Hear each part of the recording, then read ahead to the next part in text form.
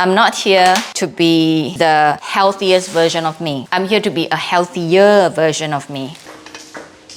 Hello everyone, welcome back to my channel. We are still in the week of Chinese New Year. It goes for 15 days, if you don't know that. It's fun, isn't it, to celebrate Chinese New Year for so long. Anyhow, let's do a recap of the week just past. That was the last week of the school holidays for my son Noah. And what did we do all week? We chased around the new puppy. That's what we did. She's gotten really good, but you know, she's still a baby, so she needs time to get used to the toilet training and all that. And she still has accidents, so that was what I did last week. I was going through this mental struggle, like it's the last week and it's still Chinese New Year. So Chinese New Year was on a Sunday or is it Saturday? God, I can't remember. So it carried onwards and I thought, oh, it's Chinese New Year. Let's not be so hard on myself. So I decided to just be. Although I made that choice, and remember this year I talked about making choices. So making deliberate choices rather than say, oh, I couldn't control what I eat and you know, can't help it. I can help it, but I chose not to help it. I trained twice last week. That was also a deliberate decision because I usually go in hard and then I would injure myself, which I did. God, I was only lifting 100 deadlift and I did something to my shoulder. I wasn't concentrating. I don't like waking up early. So when the school term starts, that means I have to wake up early and that stresses me out. Fortunately for me, according to my epigenetics, I am not meant to wake up so early. And when I say early, shit, I'm talking about 7:30. I refuse to let people tell me that being lazy because people start at 6 o'clock in the morning. I'm just not made like that. And I am very glad to know that according to my epigenetics, it's okay. I'm not made like that. So I refuse to conform to societal norms. That's being lazy because that's not. So I was stressing about, oh my God, I only have 1 week left of sleep-ins. I chose to take it easy on myself. I chose to, I didn't even stop drinking. I drank all week. Did I feel bad? Absolutely. Starting this whole weight loss journey means a lot to me. I wanted to do something to show women out there that life can only get better. If you've put on weight, you let yourself go like I have for the last 10 years unknowingly though. Imagine this, even if you put weight on like 1 kilo a year, 10 years later you put on 10 kilos. If you think about it like that, that's probably what happened to me. You know, just every year you weigh yourself, it's like, oh yeah, it's only 1 kilo, that's not too bad. And then 1 kilo, 2 kilo, God, 10 years later it's 10 kilos. And over COVID, I had a lot of fun.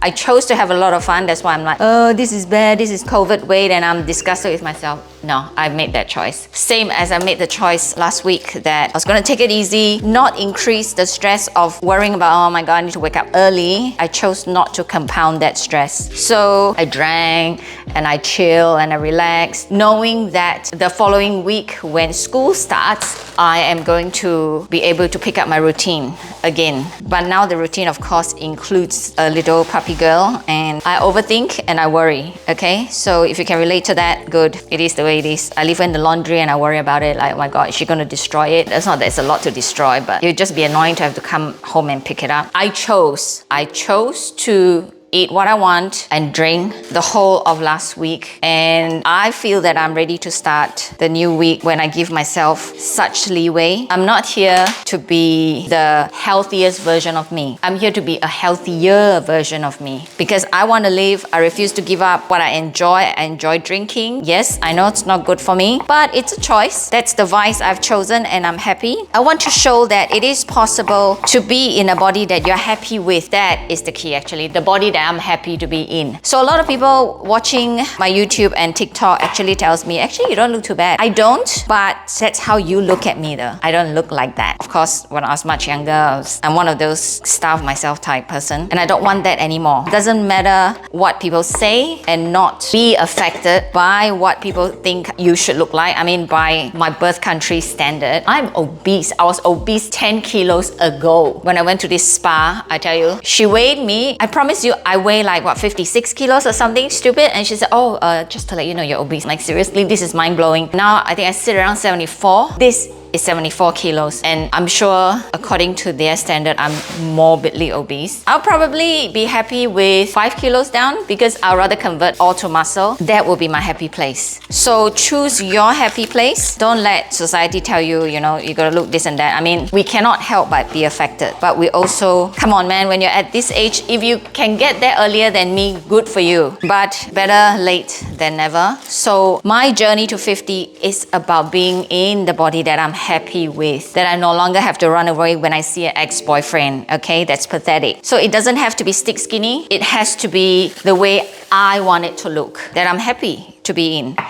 This is why I'm doing it. I want to prove that it can be done. I want to show my children that I'm not just all lip service. Lip service means you just talk about it and you don't do anything, right? If you don't like it, make change. That's what I always say to them. And I believe that being a parent is such a special privilege that we get to shape our future. You don't shape your future by saying things. You need to prove to them it can be done because, well, why fair is fair, right? And my husband also was saying, oh, he wants to lose some weight because he's also getting a little bit podgy. In his family, they have a habit of having dessert. After I moved to Australia, I realized that they actually do a 3-course meal almost every night. They'll have like a starter, like cheese and biscuits, and then the main course, and then dessert. It's almost like a reward. Like you finish your dinner and then you get ice cream. My husband started to do that with my children, but I grew up in a very low income family. So the size of our apartment is actually even smaller than my current kitchen. Not that I'm bragging that we're doing so well, but that's how poor we were. I don't even get fruit. That's why when people say, oh, Karen, you don't eat enough raw, my children actually say, oh wow, you need to eat more fruits. That's not what I've grown up with, which is why it wasn't a habit. We get fruits twice a month when my dad's a Buddhist, was a Buddhist. So he does a lot of prayers. He prays to the gods, and twice, like on the 15th and the 1st of every lunar month, that's the time we get fruits. And even then, we don't get a lot of it. So I didn't grow up with that. This is also why I don't naturally give my children a lot of sweet stuff. Growing up, we didn't have that kind of, disposable income. We just get rice. Oh, that was dinner. But don't worry, I grew up fine. So that wasn't a habit of mine growing up. So my children, naturally, they don't eat a lot of sweet things because they're not used to it. So what else? Last week was a week of regrouping and relaxing and just sleeping in whenever I can. It's such a luxury and I love it. If you are like me, you need to sleep, you need to nap, please don't let anyone shame you because it is what it is. We're made like that. Be okay with it. So that's about it. The week passed has been just a week of regrouping, relaxing, and getting myself mentally ready. So it's very important to me that I need to get myself mentally ready.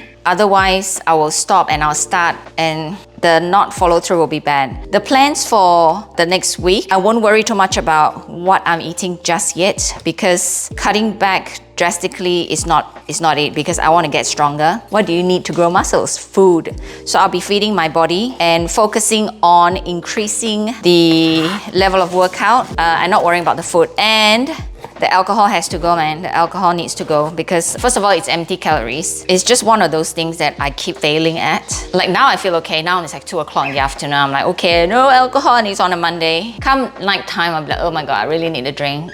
But I can control it. I can change this.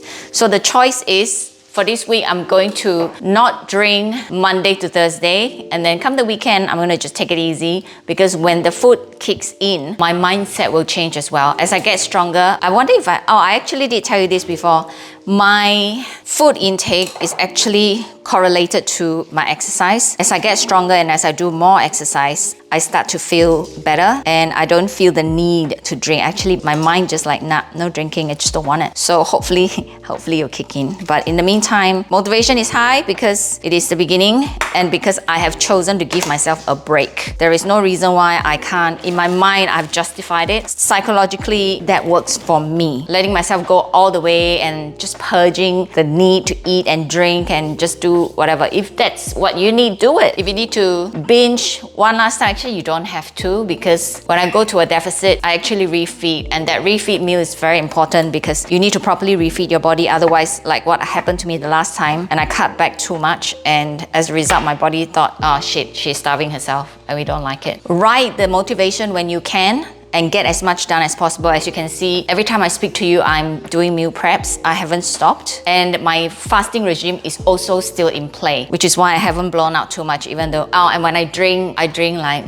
white spirits with like a no sugar mixer. I have stopped with the wine and the wine also, I don't wake up nice with it. I just get a headache. So that's not good. I know I'll start to feel better as soon as the alcohol goes out of the system. And what I need to reconcile is I just feel like I'm not myself when I don't drink. I need to reconcile with that I'm still me, I just don't want to drink. Yeah, that's a real struggle. That's why I always go back to drinking.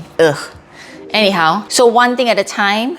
I used to do this all or nothing and make life difficult for myself. Like, oh, I must start a difficult exercise regime and then the diet must be down packed and no drinking. I don't want to do that anymore. I'm just pacing myself so that I'm giving myself, again, the word this year is kindness, just being kind so that I give myself even a fighting chance to make it happen. Exercise on board as much as I can and getting the steps in, and then no drinking during the week.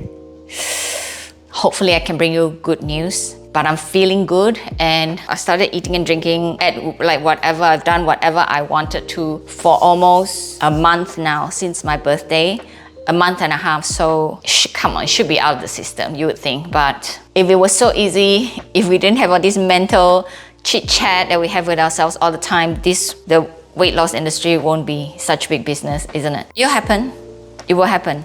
Because we decide, we choose for it to happen. We decide what we put in our mouth, so it can be done. I'll see you next week.